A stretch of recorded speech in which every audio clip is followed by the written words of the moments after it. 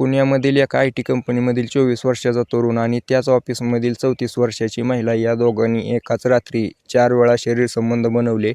त्यावेळेला त्या तरुणाचा जागीच मृत्यू झाला. तर कशामुळे झाला होता मृत्यू आणि काय झालं होतं नेमकं त्या रात्री त्या रूममध्ये, पूर्ण घटनाक्रम तुम्हाला या व्हिडिओमध्ये सांगणार आहे. कशी स्टोरी सुरुवात झाली हे पण सांगतो. व्हिडिओला शेवटपर्यंत बघा. व्हिडिओला लाईक करा, शेअर आणि चॅनल सबस्क्राईब नक्की करा. खूप इंटरेस्टिंग स्टोरी आहे.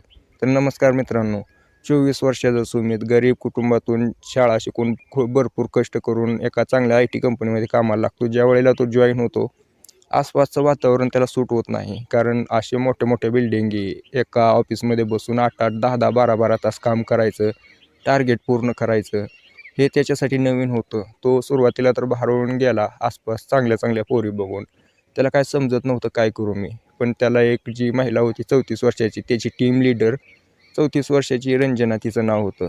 ती त्याला येऊन समजावते की तू टेन्शन घेऊ नको, काही होत नाही, नुसतं आराम काम करायचं, आपल्याला जेवढं टार्गेट दिले तेवढं पूर्ण करायचं, आपलं घरी निवांत जाऊन झोपायचं आणि जे काय तुला करायचं ते करू शकतो तू बिनधास्तपणे. हे पुणे आहे, पुण्यात काही पण चालतं असं म्हणते. त्यावेळेला सुमितला काही कळत नाही. सुमित शांत राहतो.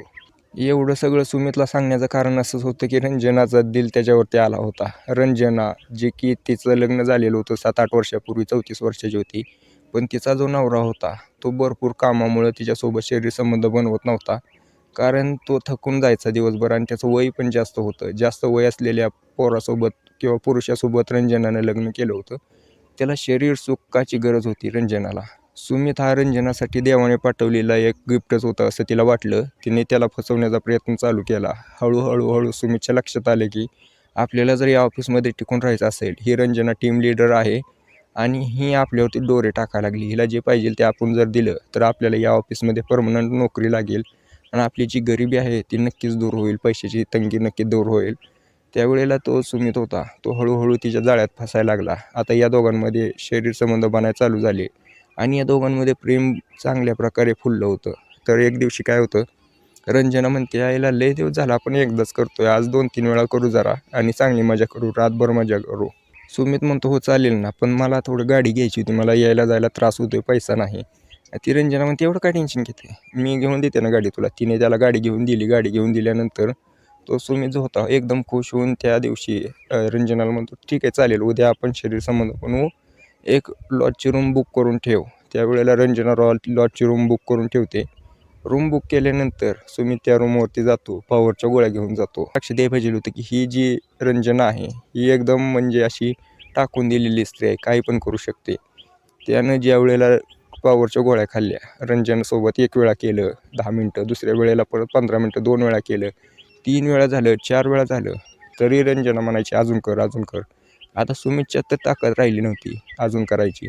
सुमितला धमकी द्यायला लागली, तू जर नाही केलं तर मी आसपासच्या लोकांना तुझ्याबद्दल सांगेन आणि मी जी तुला गाडी दिली ती माघारी घेणार आहे. असं म्हटल्यानंतर सुमित थोडा घाबरतो, म्हणतो ठीक आहे करतो, 5 मिनटं थांब.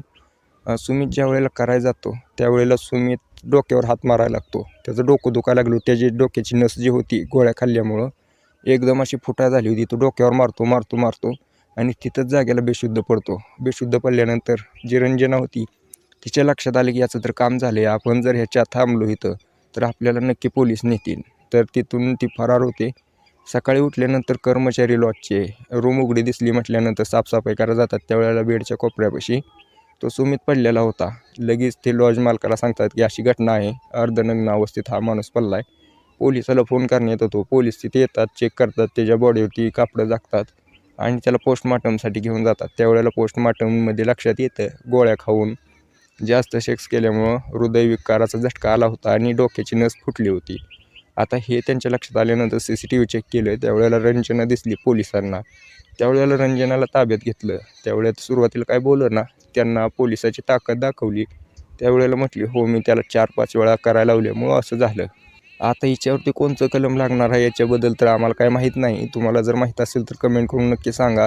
जबरदस्तीचं कलम लागणार आहे काय, एक्स्ट्रा मॅरिटलसाठी कोणतं कलम आहे ते पण कमेंट करून सांगा. आणि याच्याबद्दल तुम्हाला काय वाटतंय, चूक कोणाची, रंजनाची का त्या सुमितची? कमेंट करून नक्की सांगा. व्हिडिओ आवडला असेल तर लाईक करा.